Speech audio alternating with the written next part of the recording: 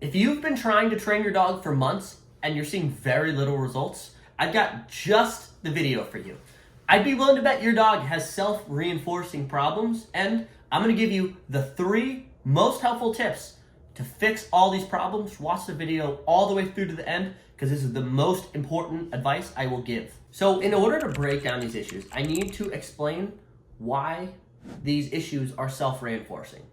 There's 3 stages to it. There is the stimulus, that's something happening. There is the response, whatever the behavior is that the dog is doing. And then there's the reinforcer or the punisher. An example I'm going to give you. Your dog pulls on a leash. They get to the end of the leash. They want to get right there, wherever it may be. They want to smell that patch of grass. They want to do this. They pull, they get there. What did that do? That just reinforced your dog to do that again, because next time they want to go smell something, they are going to go do that again. And so in dog training, we have to discourage, we have to punish those behaviors of pulling, make it a not enjoyable experience, and make it a very enjoyable experience for the dog to heel or loose leash walk or whatever it may be.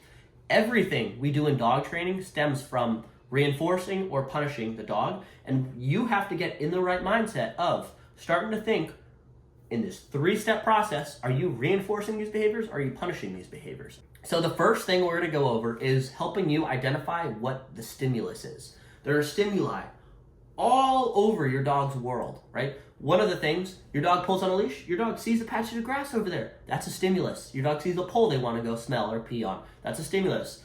A squirrel runs in front of you while you're walking down the path. That's a stimulus. Someone walks in your front door and your dog goes and jumps on someone. The person walking in the door is a stimulus. So the first thing you need to do is when your dog has a problem, whatever the problem may be, is to identify what the stimulus is. What is going on in your dog's environment that's causing them to do this? So now that we've gone over stimuli, we need to talk about what your dog's behavioral response is, and that is number 2. You're walking outside. Your dog sees a squirrel running by. The squirrel is the stimulus, we've talked about this. The response is your dog either lunges at the squirrel or your dog looks at the squirrel and says, hey, I don't care. There's a desired response and there's also an undesired response. Someone walks in your front door.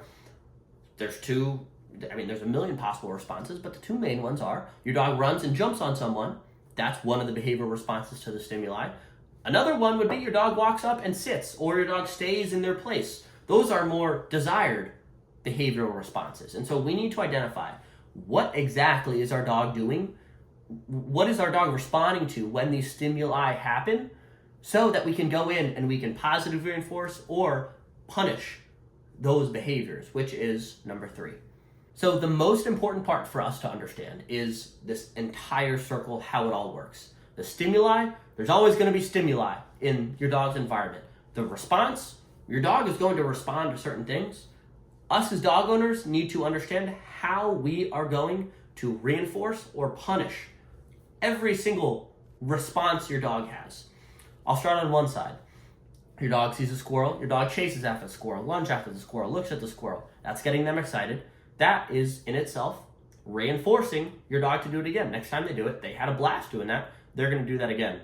On the other side of that, if we make that an uncomfortable, undesired experience, your dog, next time a squirrel runs by, I guarantee you they're not going to do that.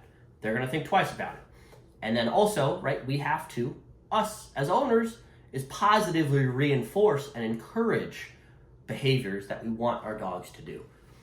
Someone walks in the front door. Your dog goes up and sits for attention. Perfect. That's how they get paid. That's how they get reinforced. On the other side of that, your dog runs and jumps up on someone. No, we correct them. That's not what we do. And then we encourage the dog to sit. It's not, you can't just touch on the punishments and you can't just touch on the reinforcement. You have to punish certain behaviors and reinforce certain behaviors. Whatever you want the behaviors to be, it's completely up to you as a dog owner, but everything you do has to be around these things. And if you are vigilant about all of these things, I guarantee you it will change your dog's life. As a dog trainer, this is what I do on a day-to-day basis.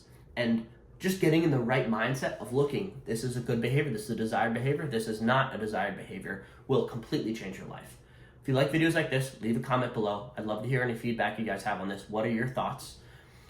And like and subscribe, follow us along. We're posting videos constantly on YouTube. Love to see you in the next one.